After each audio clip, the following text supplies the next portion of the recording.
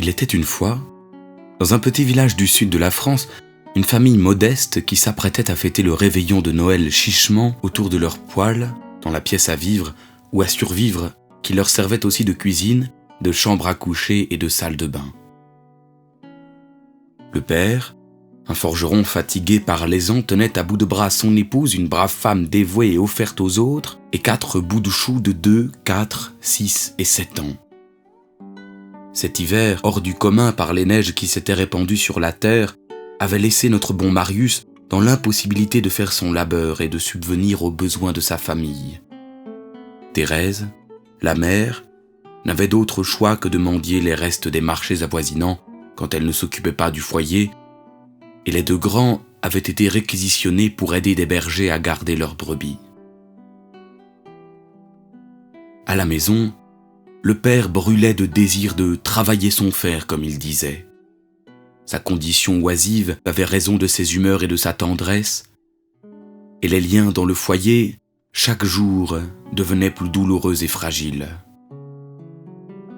Un soir, alors que les 3 cierges venaient d'être allumés pour la pauvre couronne d'Avent que Thérèse avait confectionnée pour l'oratoire de la famille, le Benjamin, traînant à 4 pattes, l'avait renversé.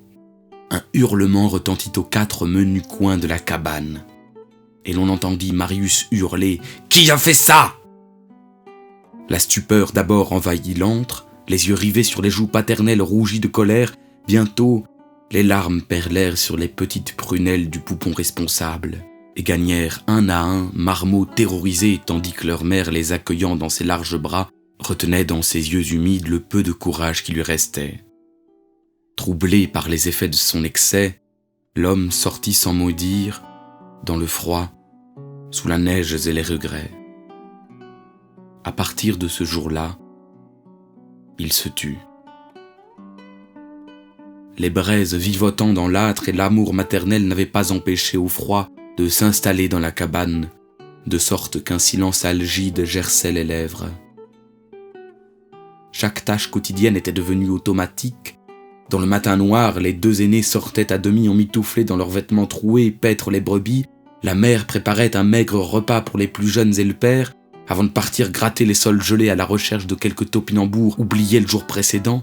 La vie dure d'une famille misérable une veille de Noël. Dans cette campagne, la neige lourde affaissait les toits et les esprits. Les chemins creusés, cabossés, souillés s'accrochaient sur les bottes comme pour rappeler une condition.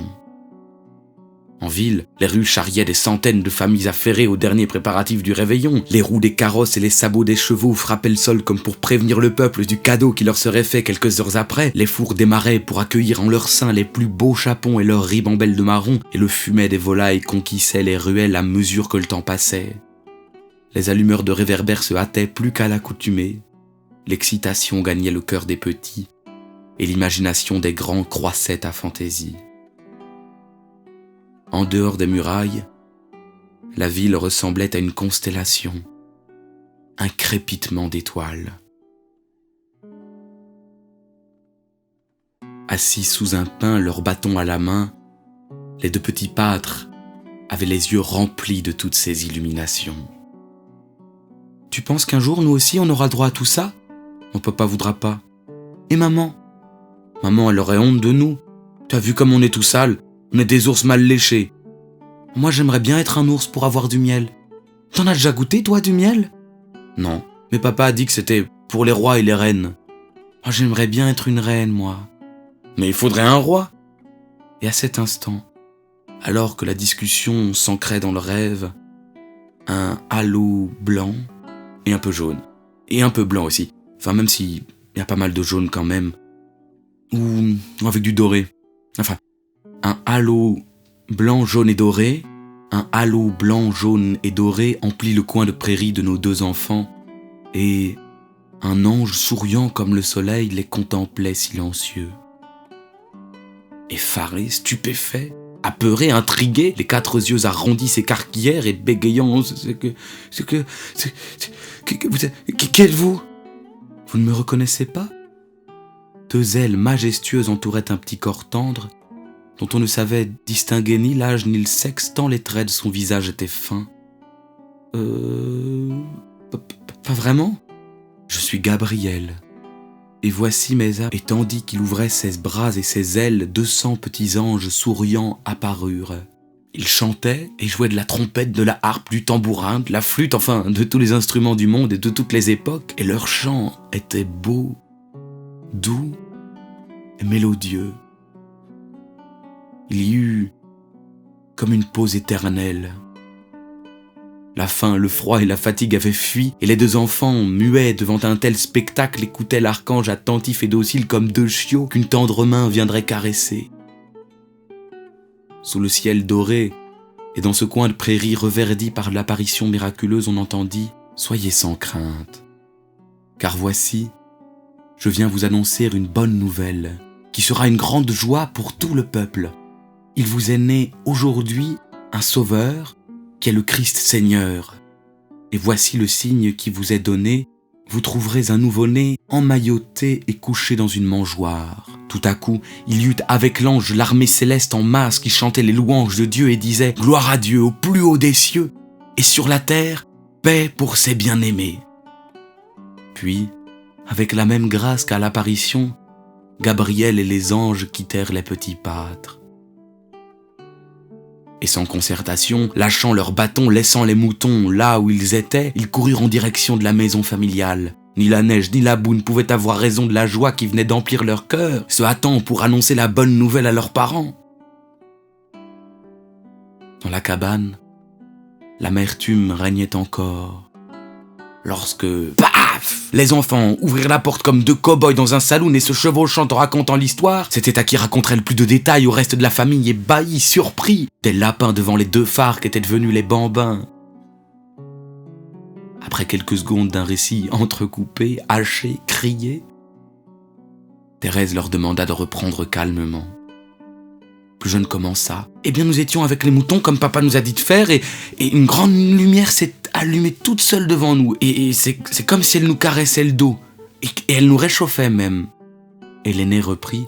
« Et alors il y a eu un ange splendide qui nous a dit qu'il avait une bonne nouvelle et qu'il fallait que nous allions le chercher pour voir. » Imaginez-vous, un soir de décembre, triste, morne, neigeux, froid et venteux, et deux marmots cassent une porte pour vous hurler de les suivre. Est-ce que vous l'auriez fait? Moi, en étant très honnête, je ne crois pas. Eh bien, alors que notre Thérèse était souvent plus courageuse que son mari, ce fut elle qui douta ce soir-là. Et notre Marius, abattu dans son siège abîmé, ressentit à l'intérieur de sa poitrine une chaleur comme il n'en avait jamais ressenti. Et il savait qu'il fallait suivre ses enfants, qu'il disait vrai.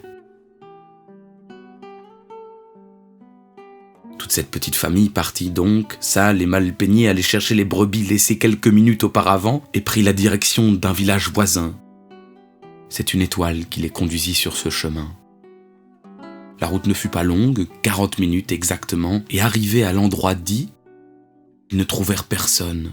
« C'est ça la bonne nouvelle !» La mauvaise bile était remontée chez Marius. « Mais non papa, je suis sûre qu'il faut entrer !» dit la plus jeune.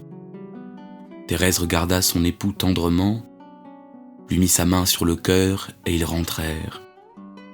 Une cavité enfoncée dans la roche permettait d'atteindre une étable creusée dans cette carrière où s'y tenait un petit âne, un âne de chez nous, et un bœuf, large, lourd, imposant, qui avait l'air tendre.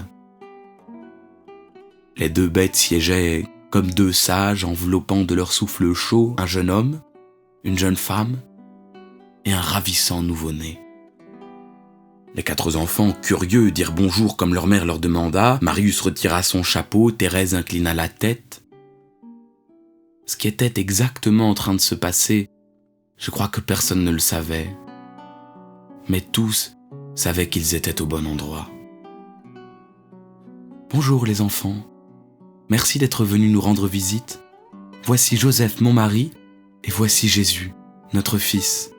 Et vous, interrompit la cadette, je suis Marie. Maman, regarde, le bébé il est emmailloté comme disait l'ange. Et il est même dans le bac à manger de l'âne, reprit son grand frère. C'est une mangeoire. Marius, corrigeant son fils, posa un genou à terre.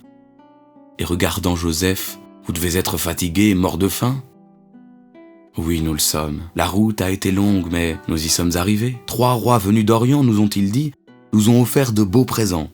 Nous pourrions les partager. » Marius, Thérèse et les 4 enfants aperçurent, effarés, à côté du bœuf, 3 cassettes.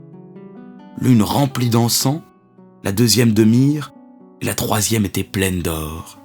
« Nous ne sommes pas riches, mais vous me permettez de prendre une pièce d'or? Je cours avec mon aîné chercher de quoi préparer un bon repas. » Marie, dont une joie tendre émanait de son visage, sourit, demanda à Joseph d'y retirer une pièce qu'il donna à Marius.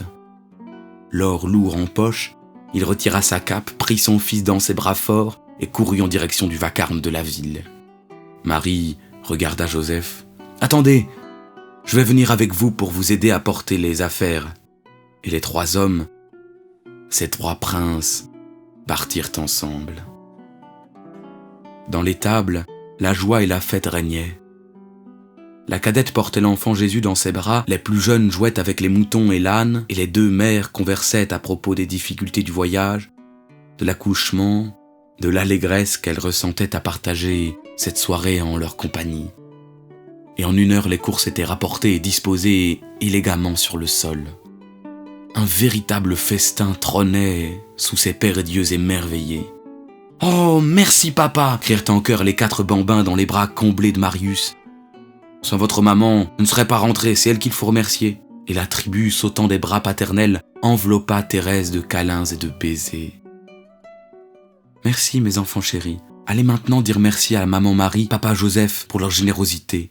Et embrasser petit frère Jésus d'être venu au monde tout près de chez nous. » Les joues, les mains, les corps s'entrelaçaient avec tendresse. À partir de ce jour, Marius retrouva sa bonne humeur et sa douceur. Les enfants grandissèrent en âge et en sagesse, et Thérèse s'épanouit chaque jour davantage. La lune était belle ce soir-là, brillante dans la nuit bleutée. Et on pouvait entendre les anges qu'avaient vus les enfants chanter dans la campagne.